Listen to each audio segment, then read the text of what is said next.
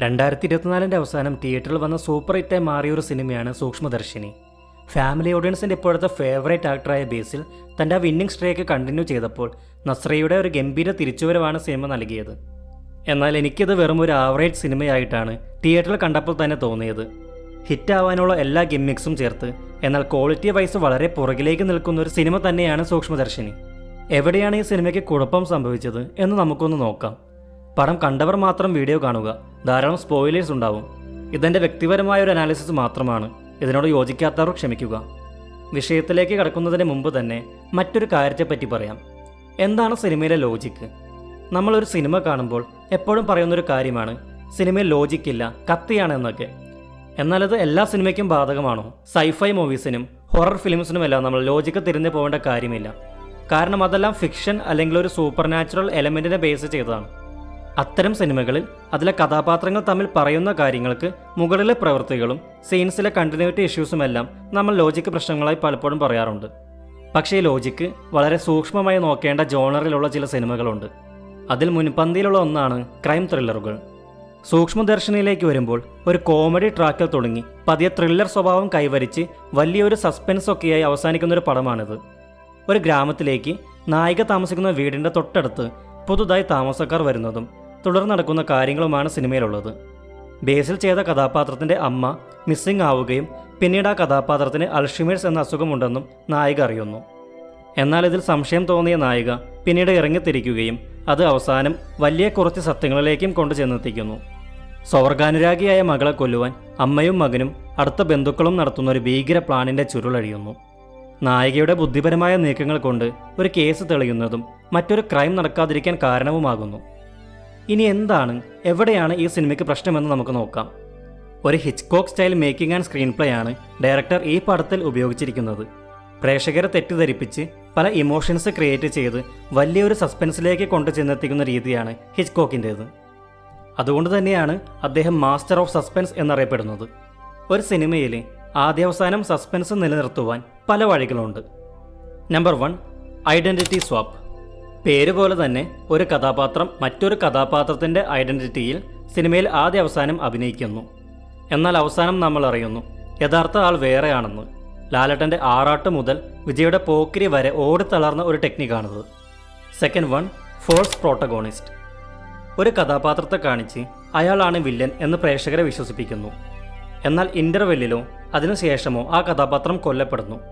അപ്പോഴാണ് യഥാർത്ഥ വില്ലൻ വേറൊരാളാണെന്ന് പ്രേക്ഷകനെ ബോധ്യപ്പെടുന്നത്. രാക്ഷസൻ സിനിമയിൽ ഇടവേളയിൽ കൊല്ലപ്പെടുന്ന പ്രൊഫസറിൻ്റെ കഥാപാത്രം ഈ ഒരു ടെക്നിക്ക് യൂസ് ചെയ്ത് നിർമ്മിച്ചതാണ്. Number 3, red herring. തെറ്റിദ്ധരിപ്പിക്കുന്നൊരു പ്ലോട്ട് അല്ലെങ്കിൽ ഒരു ക്ലൂ തന്ന് പ്രേക്ഷകനെ യഥാർത്ഥ കഥയിൽ നിന്ന് മാറി ചിന്തിപ്പിക്കുന്ന ടെക്നിക്കാണ് റെഡ് ഹെയറിംഗ്. ഈ ഒരു ടെക്നിക്ക് യൂസ് ചെയ്തതായി പറയാൻ കഴിയുന്ന ഏറ്റവും നല്ല ഉദാഹരണമാണ് മണിച്ചിത്രത്താഴ്. ആ സിനിമ ആദ്യമായി കാണുമ്പോൾ പ്രേക്ഷകൻ നാഗവല്ലിയെ തേടി ശോഭനയിലേക്കാവില്ല ആദ്യം എത്തുക, അത് ശ്രീദേവിയിലേക്കായിരിക്കും. അത് വിശ്വസിപ്പിക്കുന്നതിനായി എഴുത്തുകാരനും സംവിധായകനും ഒരുപാട് സീനുകൾ ഈ സിനിമയിൽ കൂട്ടിച്ചേർത്തിട്ടുണ്ട്. നകുലന് ചൊവ്വാദോഷം കാരണം വിവാഹം കഴിക്കാൻ സാധിക്കാത്തതിനാൽ ഗംഗയോട് വിദ്വേഷം തോന്നാം. വിവാഹമോചനം കഴിഞ്ഞു നിൽക്കുന്ന ഒരു വിഷാദ രോഗിയാവാം ശ്രീദേവി എന്നിങ്ങനെ ധാരാളം സൂചനകൾ നൽകുന്നുണ്ട് ഈ സിനിമയിൽ. ഇതെല്ലാം ഈ ഒരു ടെക്നിക്കിൻ്റെ ഭാഗമാണ്. ഫോർത്ത് 1 ആണ് നരേറ്റീവ് മിസ്ഡയറക്ഷൻ അല്ലെങ്കിൽ നരേറ്റീവ് ഡിസെപ്ഷൻ. തെറ്റായ വിവരണങ്ങൾ തന്ന് അല്ലെങ്കിൽ സീനുകൾ കാണിച്ച് പ്രേക്ഷകരെ മനഃപൂർവ്വം തെറ്റിദ്ധരിപ്പിച്ച് ഒരു തെറ്റായ നിഗമനത്തിലേക്ക് എത്തിക്കുക. പിന്നീട് നിങ്ങൾ ഊഹിച്ചതും കണ്ടതുമൊന്നുമല്ല, സത്യം വേറെയാണ് എന്ന് വിളിച്ചു പറയുക. ഈ ഒരു ടെക്നിക്കാണ് നരേറ്റീവ് മിസ്ഡയറക്ഷൻ. മഹാരാജ എന്ന തമിഴ് പടത്തിലും കിഷ്കിന്ധ കാണ്ഡത്തിലുമെല്ലാം ഈ ഒരു ടെക്നിക്കാണ് യൂസ് ചെയ്തിരിക്കുന്നത്. അത് വളരെ മികച്ച രീതിയിൽ നോൺ ലീനിയർ മേക്കിങ്ങിൻ്റെ സഹായത്തോടെ ഈ പടങ്ങളിൽ കാണിച്ചിരിക്കുന്നു. എന്നാൽ ഈ ഒരു ടെക്നിക്ക് എടുത്ത് പാളിപ്പോയ ഒരു പടമായിട്ടാണ് എനിക്ക് സൂക്ഷ്മദർശിനിയെ തോന്നിയത്. അതിനുള്ള കാരണങ്ങൾ പറയാം. ഈ സിനിമയിൽ ബേസിലിൻ്റെ ഇൻട്രോ മുതൽ ബേസിലിനെ ഒരു സൈക്കോ ആയിട്ടാണ് ഇവിടെ സംവിധായകൻ ചിത്രീകരിച്ചിരിക്കുന്നത്. ഭക്ഷണം കഴിക്കുന്ന പൂച്ചയെ കല്ലെറിയുന്നതും ബേസിലിന് കൊടുത്തിരിക്കുന്ന പശ്ചാത്തല സംഗീതവും അമ്മച്ചിയോടുള്ള ബേസിലിൻ്റെ പെരുമാറ്റവും കറിവേപ്പില ചെടി വെട്ടിക്കളയുന്നതും ഒരു ഉടുമ്പിനെ പിടിച്ച് അത് ഗ്രിൽ ചെയ്ത് അയൽവക്കക്കാർക്ക് കൊടുക്കുന്നതുമെല്ലാം അതിൻ്റെ ഒരു ഭാഗമാണ്. പക്ഷേ ഈ സീനുകൾക്ക് സിനിമയിൽ യഥാർത്ഥ കഥയുമായി എവിടെയും പ്രസക്തിയില്ല എന്നതാണ് മറ്റൊരു കാര്യം. ആ കഥാപാത്രം എങ്ങനെയായാലും സിനിമയ്ക്ക് യാതൊരു മാറ്റവും സംഭവിക്കില്ല. മാത്രമല്ല ബേസിലിൻ്റെ ഈ ഒരു കഥാപാത്രം സിനിമയിലുടനീളം ഈ സ്വഭാവം നിലനിർത്തുന്നതുമില്ല. ഇനി ബേസിലിൻ്റെ കഥാപാത്രം അങ്ങനെ അഭിനയിക്കുന്നതാണെങ്കിൽ കൂടി അത് നസ്രിയ ഉൾപ്പെടെ കാണുന്നവർക്ക് സംശയത്തിന് സാധ്യത കൂട്ടുവാൻ മാത്രമേ ഉപകരിക്കുന്നുള്ളൂ. ഇത്രയും വലിയ പ്ലാനൊക്കെ ഉള്ളവർ ഇങ്ങനെ ഒരു മണ്ടത്തരം ഒരിക്കലും ചെയ്യാൻ സാധ്യതയില്ലാത്തതാണ്. അതുപോലെ തന്നെ മറ്റൊന്നാണ് ബേസിലിൻ്റെ അമ്മയുടെ റോൾ ചെയ്ത കഥാപാത്രം. അവസാനം കാണിക്കുന്നുണ്ട് ഇവർ എല്ലാവരും കൂടി ഒരുമിച്ച് പ്ലാൻ ചെയ്ത ഒന്നാണ് ആ കൊലപാതകമെന്ന്. എന്നു പറഞ്ഞാൽ ബേസിലിനും അമ്മയ്ക്കും പരസ്പരം അറിയാം അവിടെ എന്താണ് നടന്നതെന്ന്. പക്ഷെ ഈ അമ്മ ആദ്യാവസാനം എന്തിനോ വേണ്ടി അഭിനയിക്കുകയാണ്. നസ്രിയ വരുന്ന സീനിലെല്ലാം അമ്മയ്ക്ക് ഒരു കുഴപ്പവുമില്ലെന്നും എന്നാൽ ബേസിലിനെ പേടിച്ച് ഒന്നും പുറത്തു പറയാതെ എന്തോ മറച്ചു വയ്ക്കുന്നതായി അഭിനയിക്കുന്നതും കാണാം. ഈ ഒരു കാര്യമാണ് നസ്രിയയെ പ്രധാനമായി സംശയത്തിലാഴ്ത്തുന്നത്. ഇത്രയും വലിയ പ്ലാനൊക്കെ ഉണ്ടാക്കിയിട്ട് അതിനു മുന്നിൽ നിന്ന് ഇങ്ങനെ അഭിനയിക്കേണ്ട കാര്യം എന്ത് എന്നാണ് എനിക്കപ്പോൾ തോന്നിയത്. ഈ ഒരു കാര്യം പ്രേക്ഷകരെ കബളിപ്പിച്ച് കഥ വേറൊരു റൂട്ടിലേക്ക് തിരിച്ചുവിടുന്ന ശ്രമമാണ്. കാണുന്ന നമ്മൾ ഒരു നിമിഷം പോലും വിചാരിക്കരുത് ഈ അമ്മ കഥാപാത്രമാണ് ഇതിൻ്റെ എല്ലാം പുറകിലുള്ളത് എന്ന്. എന്നാലോ ഈ ഒരു സീനിനും പടത്തിൻ്റെ പ്രധാന കഥയായിട്ടോ അവരുടെ പ്ലാനായിട്ടോ ഒരു ബന്ധവുമില്ല. അതുപോലെ ബേസിലും അമ്മയും മാത്രമുള്ള സീനിലും ഇവർ പരസ്പരം അഭിനയിക്കുകയാണ്. സിനിമയിലെ മറ്റൊരു കഥാപാത്രം പോലും ഇല്ലാത്ത ഈ ഒരു സീനിൽ അവർ ഇങ്ങനെ അഭിനയിക്കുന്നത് പ്രേക്ഷകരെ തെറ്റിദ്ധരിപ്പിക്കാൻ വേണ്ടി മാത്രമാണ്. ഇത് കാണുമ്പോൾ എനിക്ക് ഓർമ്മ വരുന്നത് കൊല ചെയ്ത 2 കഥാപാത്രങ്ങൾ പ്രേക്ഷകരെ പറ്റിക്കാൻ പരസ്പരം കേസ് അന്വേഷിക്കുന്നതായി കാണിച്ച മാസ്റ്റർ പീസ് എന്ന സിനിമയിലെ ഈ ഒരു രംഗമാണ്. പിന്നെ ഏറ്റവും ചർച്ചയായ ഒരു സീനാണ് നസ്രിയയുടെ കഥാപാത്രം ബേസിലിൻ്റെ സഹോദരി ഡയാനയോട് ചാറ്റ് ചെയ്യുന്നത്.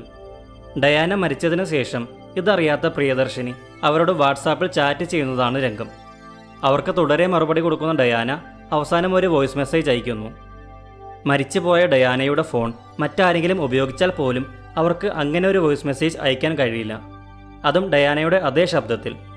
ഇനി വോയിസ് ഫോർവേഡിംഗ് എന്ന് പറഞ്ഞാലും നസ്രിയയുടെ മെസ്സേജിന് അപ്പോൾ തന്നെ എങ്ങനെ റിപ്ലൈ കൊടുക്കാനാകും? ഈ വോയിസ് റെക്കോർഡ് ചെയ്യാനും കണ്ടുപിടിക്കാനുമെല്ലാം കുറച്ചെങ്കിലും സമയം വേണ്ടേ? വാട്സാപ്പിൻ്റെ പുതിയ ഫീച്ചർ, വോയിസ് ഫോർവേഡിംഗ് എന്നിങ്ങനെ എന്തൊക്കെ ന്യായീകരണങ്ങൾ നിർത്തിയാലും ഇതിനെല്ലാം ഒറ്റ അർത്ഥമേ ഉള്ളൂ: പ്രേക്ഷകനെ വീണ്ടും തെറ്റിദ്ധരിപ്പിക്കണം. ഡയാന മരണപ്പെട്ടു എന്ന് പ്രേക്ഷകൻ ഒരിക്കലും കണ്ടുപിടിക്കരുത്, അല്ലെങ്കിൽ അങ്ങനെ ഒരു വോയിസ് മെസ്സേജിൻ്റെ ആവശ്യം അവിടെ വരുന്നേയില്ല. പടം അങ്ങനെ 1.5 മണിക്കൂർ പ്രേക്ഷകനെ കബളിപ്പിച്ച് മാത്രം മുന്നോട്ട് പോകുന്നു. നസ്രിയ സംശയം തോന്നി അമ്മച്ചിക്ക് എന്തെങ്കിലും പറയാനുണ്ടോ എന്ന് ചോദിക്കുമ്പോൾ അൾഷിമേഴ്സ് ഉള്ള ഒരാളായി അല്ലെങ്കിൽ എന്തെങ്കിലും മറന്നു പോയതായി അപ്പോൾ അഭിനയിച്ചാൽ ആ സിനിമ അവിടെ തീർന്നു. പക്ഷെ പ്രേക്ഷകനെ തെറ്റിദ്ധരിപ്പിച്ച് ബേസിലിനെ സംശയിക്കാൻ അവർ ഈ രീതി മാത്രമേ കണ്ടുള്ളൂ. നരേറ്റീവ് മിസ്ഡയറക്ഷൻ എന്ന ടെക്നിക്ക് ഇതുപോലെ മിസ്യൂസ് ചെയ്ത വേറൊരു പടം ഉണ്ടാവില്ല. ഇനി മറ്റു ചില കാര്യങ്ങൾ കൂടി പറയാം. നസ്രിയ ചെയ്ത പ്രിയദർശിനി എന്ന കഥാപാത്രത്തെ പറ്റി ആദ്യം പറയേണ്ടി വരും. സിനിമയിൽ അത്യാവശ്യം ബ്രില്യൻ്റായ ഒബ്സർവേഷൻ സ്കില്ലൊക്കെയുള്ള ഒരു കഥാപാത്രമായിട്ടാണ് പ്രിയദർശിനിയെ കാണിക്കുന്നതെങ്കിലും അന്യൻ്റെ സ്വകാര്യതയിലേക്ക് ഒളിഞ്ഞു നോക്കുന്ന, ഇല്ലാത്ത കാര്യങ്ങൾ ഉണ്ടാക്കി പറയുന്ന, കാര്യങ്ങൾ പൊലിപ്പിച്ച് കാണിക്കുന്ന, കൂട്ടുകാരിയുടെ വിജയങ്ങളിൽ അസൂയപ്പെട്ട് അവർക്ക് മുകളിൽ എത്താൻ ശ്രമിക്കുന്ന, അയൽവക്കത്തുള്ളവരെ പറ്റി പണിക്കൊന്നും പോകാതെ വാട്സാപ്പ് ഗ്രൂപ്പിലൂടെ പരദൂഷണം പറയുന്ന ഒരു യങ് ആൻഡ് എഡ്യൂക്കേറ്റഡ് അയൽക്കൂട്ടം പരദൂഷണ മെമ്പർ എന്ന് തന്നെ പറയേണ്ടി വരും. യാതൊരു ബ്രില്യൻസും ഇല്ലാത്ത വെറും ലക്കും കോയിൻസിഡൻസും കൊണ്ട് മാത്രം രഹസ്യങ്ങൾ മനസ്സിലാക്കുന്ന ഒരു കഥാപാത്രം. എന്നാലോ ആ കഥാപാത്രത്തെ മാസ് BGM എല്ലാം കൊടുത്ത് നല്ല പോലെ ബൂസ്റ്റ് ചെയ്യുന്നു. അടുക്കളയിലെ വാഷ് ബേസിനിൽ വീണ സ്വർണ്ണമെടുത്ത് നായികയുടെ സ്കിൽ കാണിക്കുന്നതൊക്കെ അത്യാവശ്യം കോമഡിയായി തന്നെ തോന്നി. ഒരു ഘട്ടത്തിൽ ഡയാനയുടെ പങ്കാളി അപകടത്തിലാണ് എന്നറിഞ്ഞിട്ടും അവരെ കൊണ്ടുപോയ സ്ഥലം അറിഞ്ഞിട്ടും പോലീസിനെ വിളിക്കാതെ റിസ്ക് എടുത്ത് വില്ലന്മാരെ പിടിച്ചത് നായികയുടെ കഴിവല്ല കാണിക്കുന്നത്. താൻ അയൽവക്കത്ത് ഓടി നടന്ന് ന്യൂസും പിടിച്ച് കഷ്ടപ്പെട്ട് കണ്ടുപിടിച്ചതിൻ്റെ ക്രെഡിറ്റ് മറ്റാർക്കും ഷെയർ ചെയ്യാൻ താല്പര്യമില്ലാത്തതുകൊണ്ടാണ്. മാത്രമല്ല ആ ന്യൂസ് വാട്സാപ്പ് ഗ്രൂപ്പിൽ പോസ്റ്റ് ചെയ്ത് മാസ് കാണിക്കാൻ കിട്ടുന്ന അവസരം ഓർത്തുകൂടിയാണ്. ഒരു പക്ഷേ മറ്റൊരാളുടെ സ്വകാര്യതയിലേക്ക് കടന്നു കയറി ഒന്നും കണ്ടുപിടിക്കാനായില്ലെങ്കിൽ ആ കഥാപാത്രത്തിൻ്റെ പ്രവൃത്തിയെ എങ്ങനെ ന്യായീകരിക്കുമായിരുന്നു? തൻ്റെ ഊഹങ്ങൾ ശരിയാവുന്നതും അമ്മയെ രാത്രി വീടിൻ്റെ മുകളിൽ കാണുന്നതും ചോര വീണ ചുമര് ചാക്ക് കൊണ്ട് മൂടിയപ്പോൾ ആദ്യം ചാക്ക് തുറന്നു നോക്കാതെ ചാക്ക് മാറ്റി ചുമരിൽ നോക്കുന്നതും അവസാനം ബേസിൽ തുടങ്ങാൻ പോകുന്ന ബേക്കറിയുടെ പുതിയ ബ്രാഞ്ചിനെപ്പറ്റി സ്വാഭാവികമായി അറിയുന്നതും എല്ലാം വെറും ഒരു ലക്കിൻ്റെ പിൻബലം കൊണ്ട് മാത്രമാണ്. ഇനി ഇതൊക്കെ മാറ്റി നിർത്തിയാലും ഇതിൻ്റെ എല്ലാം കൂടെ ഒരാവശ്യമില്ലാത്ത കുറേ കഥാപാത്രങ്ങളും കുറേ സബ്പ്ലോട്ട്സും. ഈ കഥാപാത്രങ്ങളും സീനുകളുമെല്ലാം കോമഡിക്ക് വേണ്ടി മാത്രം സൃഷ്ടിച്ചതാണ് എന്ന് എളുപ്പത്തിൽ മനസ്സിലാക്കാൻ കഴിയും. ഇനി ഇതെല്ലാം പോട്ടെ, ഇവർ എന്താണ് ഈ ഒരു സീൻ കൊണ്ട് ഉദ്ദേശിച്ചത്? സിനിമയുടെ തുടക്കം വരുന്ന ഒരു ചെറിയ സീൻ അവസാനം ഒരു ട്വിസ്റ്റ് പോലെ കാണിക്കുന്നത് പല സിനിമയിലും നമ്മൾ കണ്ടിട്ടുണ്ട്. പ്രേമലു എന്ന സിനിമയിൽ ബിയർ ബോട്ടിൽ എറിയുന്ന സീനും അതുപോലെ ഒന്നാണ്. എന്നാൽ സൂക്ഷ്മദർശിനിയിൽ അവസാനം മാസ് മ്യൂസിക്കൊക്കെ ഇട്ട് കാണിച്ച ഈ സീൻ സിനിമയുടെ കഥയുമായോ അല്ലെങ്കിൽ നായികയുടെ പ്രവൃത്തിയുമായോ എങ്ങനെയാണ് ബന്ധപ്പെട്ടിരിക്കുന്നത്? ഇത് വെറും ഒരു ഗിമ്മിക്ക് മാത്രമാണ്. സിനിമയുടെ ആദ്യം കൂട്ടുകാരിയുടെ ഒരു ഓഫീസിലിരിക്കുമ്പോഴാണ് പ്രിയദർശിനിയുടെ കാറിൽ ബേസിലിൻ്റെ കാർ ഇടിക്കുന്നത്. എന്തിനാണ് ബേസിലും കൂട്ടരും ഒരു ബന്ധവുമില്ലാത്ത സ്ഥലത്ത് വന്ന് നിന്നത്? മാത്രമല്ല അവസാനം നായിക ബുദ്ധിപരമായി അത് ചെയ്തവരെ കണ്ടുപിടിച്ച് പണി കൊടുത്തു എന്നൊരു ഇംപ്രഷനാണ് സിനിമ പറഞ്ഞു വയ്ക്കുന്നത്. ഇതുപോലെയുള്ള സീനുകൾ ഒരു ബട്ടർഫ്ലൈ എഫക്റ്റ് പോലെയോ അല്ലെങ്കിൽ പ്രധാന കഥയിൽ പിന്നീട് ഒരു വഴിത്തിരിവാകുന്ന സീൻ പോലെയോ എടുത്തു വച്ചാൽ അതിൻ്റെ ഇമ്പാക്റ്റ് വളരെ വലുതായിരിക്കും. എന്തായാലും അഭിപ്രായങ്ങൾ പലതരത്തിലാവാം. എന്നാലും നിങ്ങൾക്ക് തോന്നിയ കാര്യങ്ങൾ കമൻറ്റ് ബോക്സിൽ പങ്കുവയ്ക്കുക.